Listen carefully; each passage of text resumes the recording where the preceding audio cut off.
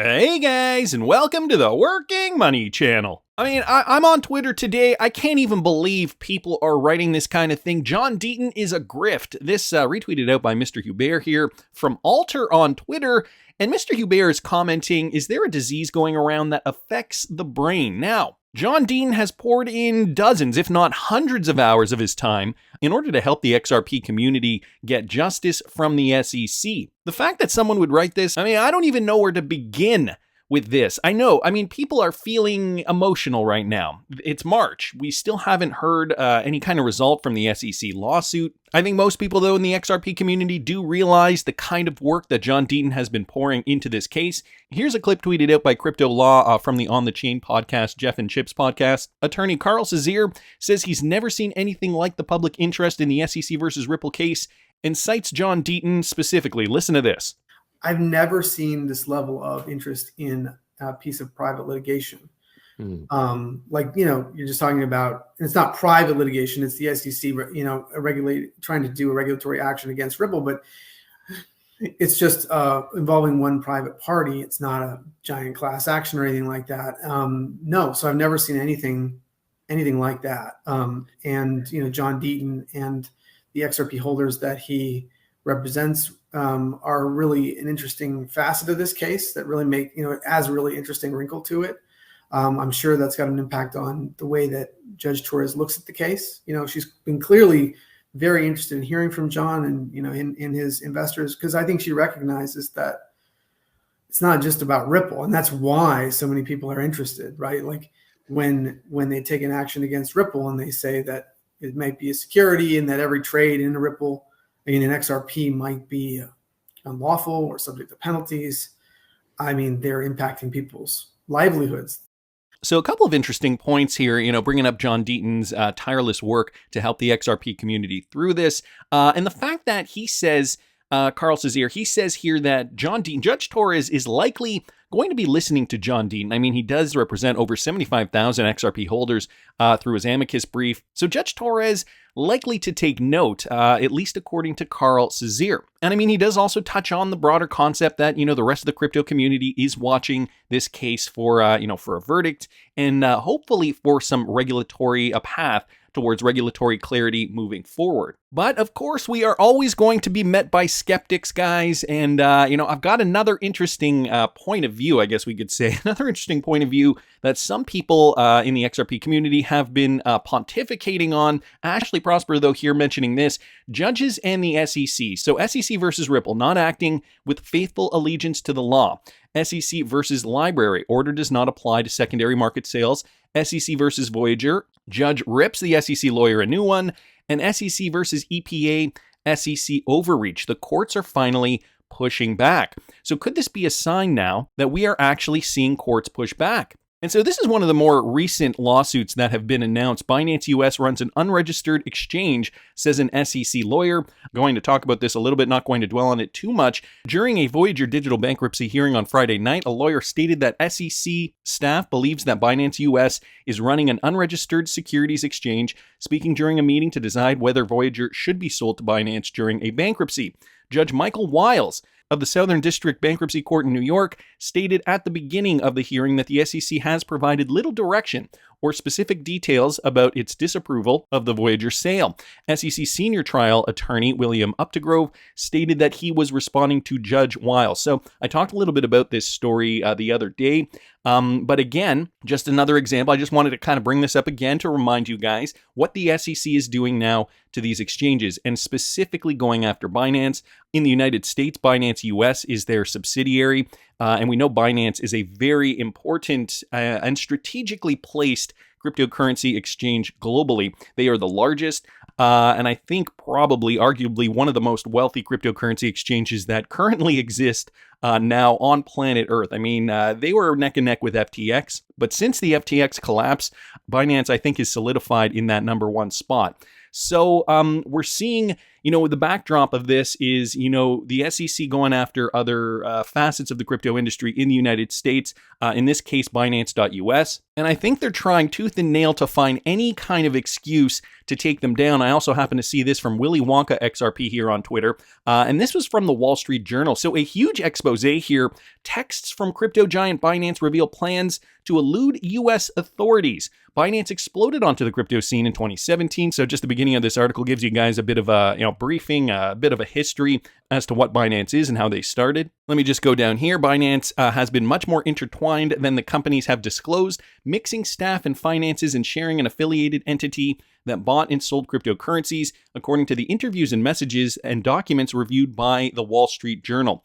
Binance developers in China maintain the software code supporting Binance US users' digital wallets, potentially giving Binance access to US customer data.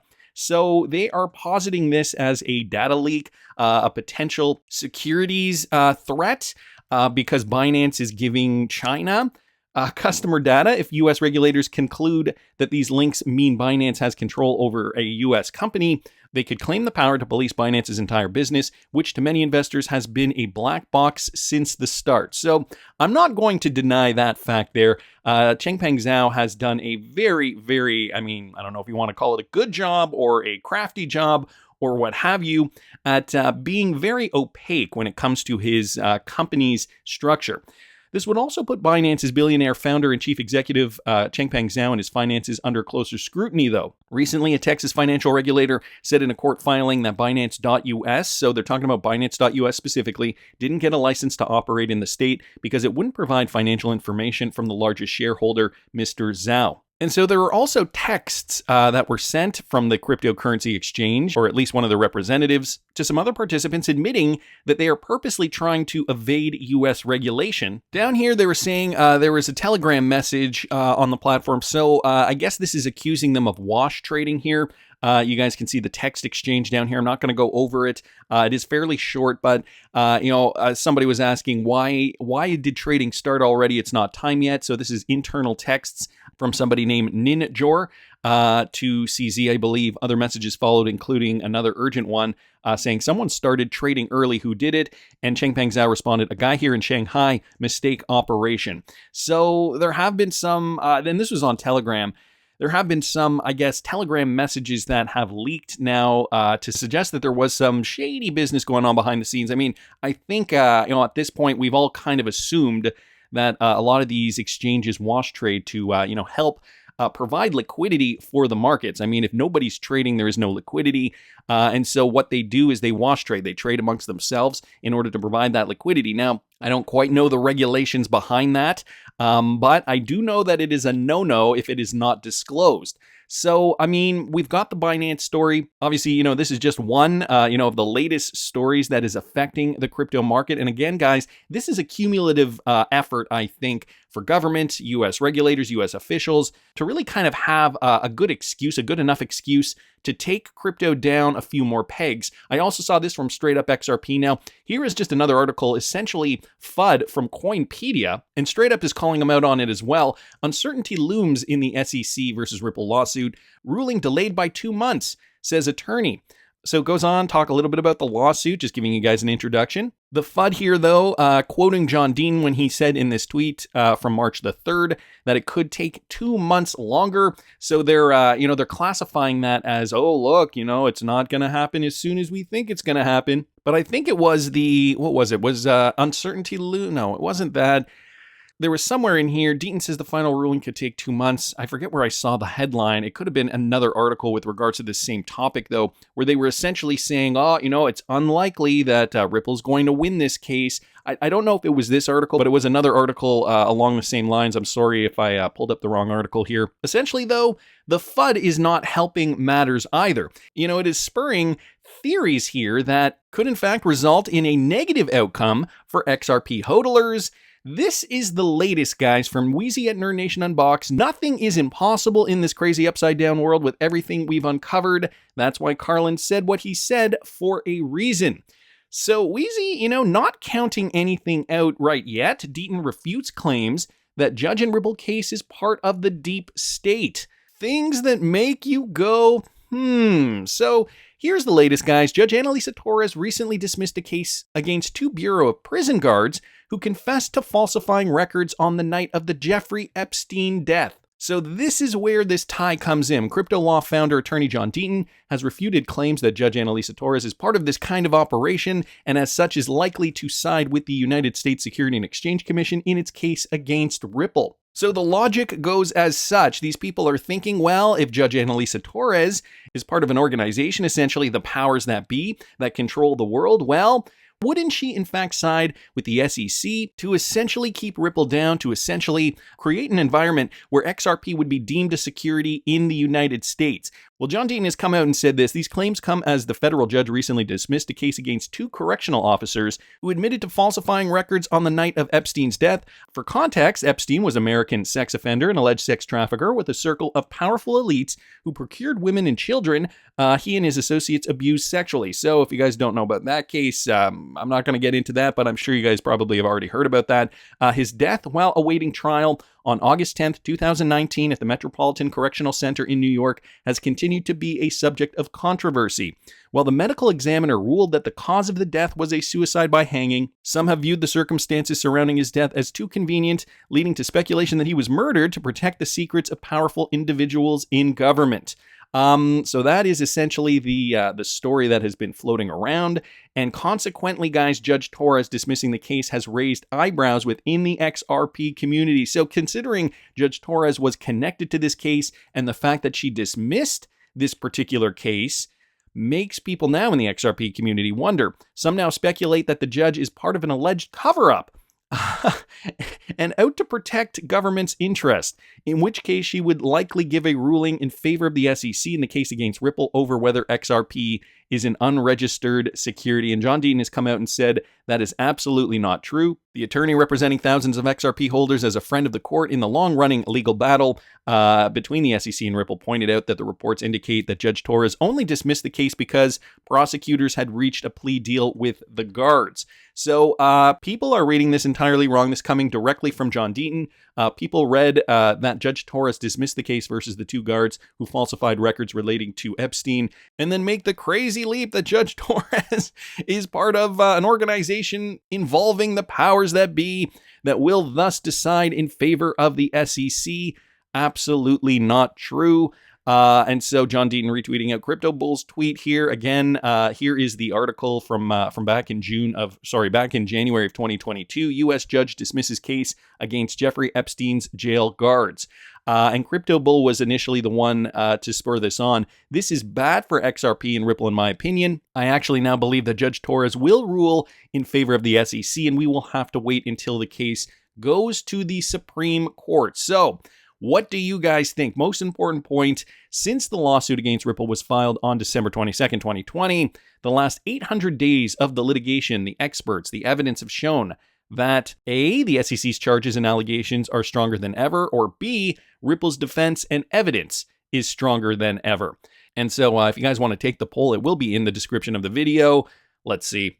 Yeah, that's kind of what I thought too. 94.7% of people still do think that Ripple's defense and evidence is stronger. My personal opinion, coming from Mr. Hubert, there was nothing against Ripple that was more incriminating than the allegations when the complaint was filed. With the SEC, on the other hand, oh boy, hypocrisy and an unfaithful allegiance to the law, to quote this very court. So Judge Torres has come out and, actually said this specifically about the SEC and their credibility, their reputation. It has not gone unnoticed by Judge Torres that, these guys are just not faithful. They're not being faithful to the law. They really are trying to, skirt the law and trying to take down this company, namely Ripple, and this cryptocurrency, namely XRP.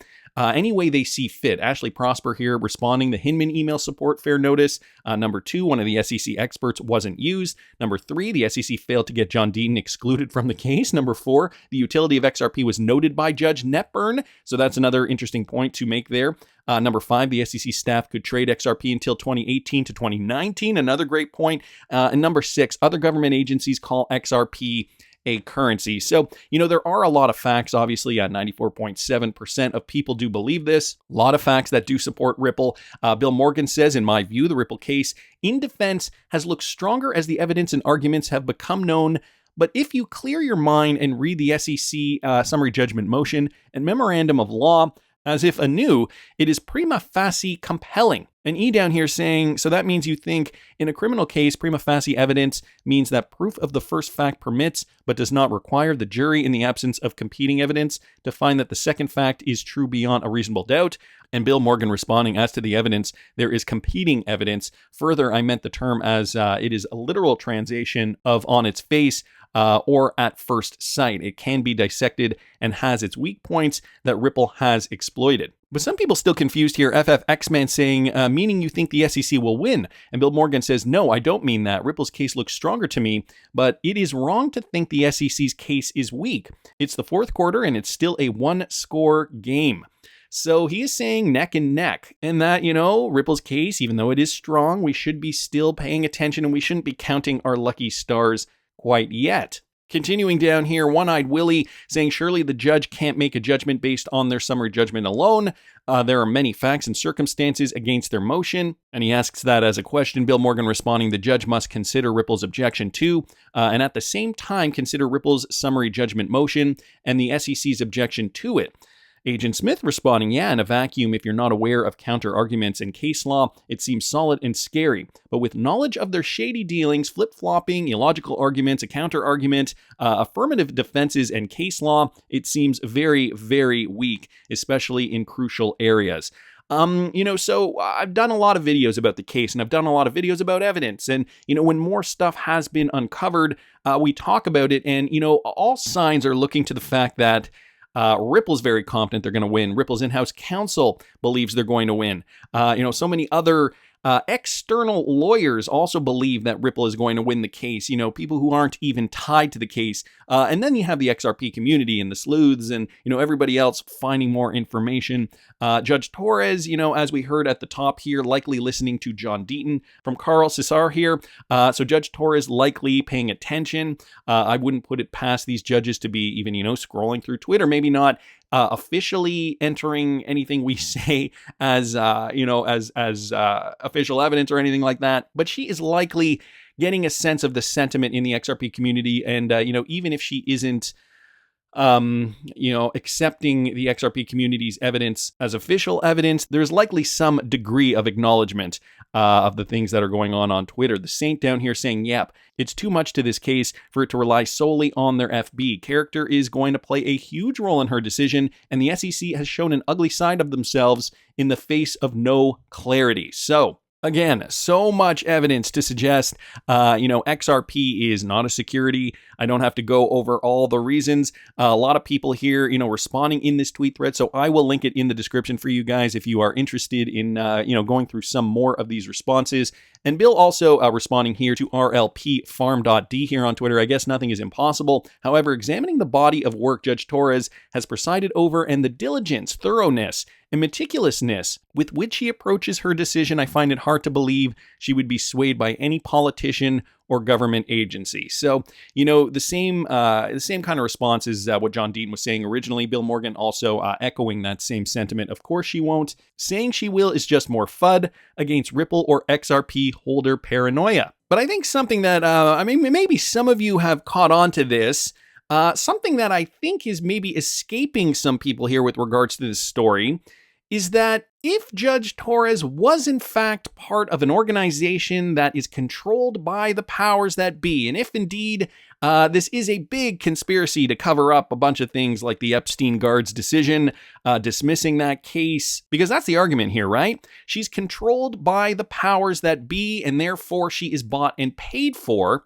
Wouldn't that in fact mean that Gary Gensler, the SEC, government, or regulatory bodies in government, are in fact the opposition, and that they are the ones that in fact want to keep Ripple down, because obviously there are a lot of vested interests in Ripple and XRP seeking clarity, because Ripple is partners with organizations like the World Economic Forum. So this is literally the exact opposite of what I would think people would assume. And if in fact Judge Torres is part of a organization of higher ups that are controlling the situation, wouldn't she vote in favor of Ripple and XRP gaining clarity so that the World Economic Forum, for example, can implement their plan unleash the power of XRP onto the world. I mean, companies are already doing this in other parts of the world, like in Europe and Great Britain and lots of parts of Asia as well. It's really only the United States. So to me, I would believe that it would actually be the opposite, and that, Judge Torres, if she were in fact bought and paid for, that would give us, or should give us, more confidence that Ripple and XRP are in fact going to get clarity, because these people, one organization, the World Economic Forum, these are the guys that have a vested interest in Ripple and XRP succeeding. Tell me if I'm missing something. I really don't think I am, and I'm sure some of you guys have probably also thought of this as well. Let's not forget their connection with the United Nations as well. This is just a photo of United Nations headquarters, the same building, the same headquarters that was used in the famous Bearable Guy 589 riddle from way back in 2018. So these guys, in my opinion, they want clarity. And whether Judge Torres is compromised or not, I think maybe some people are looking and commenting on this from the wrong perspective. That's just my opinion, but I want to hear what you guys think. Please subscribe to the channel if you haven't already. Like the video if you like the content I'm providing. I always love hearing your comments. See you in the next one, guys.